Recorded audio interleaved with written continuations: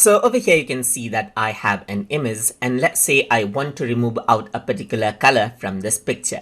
So in that case you can go around onto the guided mode right here. That is what we are focusing on right now. And then over here under the color you can see remove a color cast is an option right here. So if I were to go around over here and click on remove a color cast right here, then what happens is that I can choose the color cast selection. And that's it. So you can go around and choose the color cast. Let's say, for example, you selected blue, and you can see that it made everything a bit more yellowish right here. You can go around and select this right here, then it changes the color cast similarly.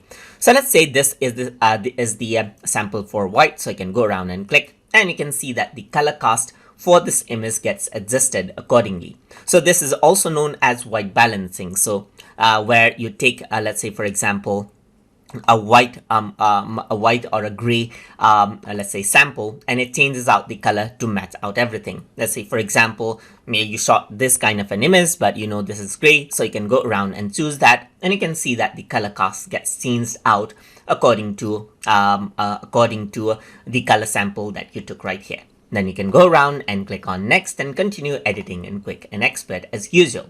So that is how you can use the guided remover color cast option inside of Adobe Photoshop Elements. So I hope you guys learned something as always.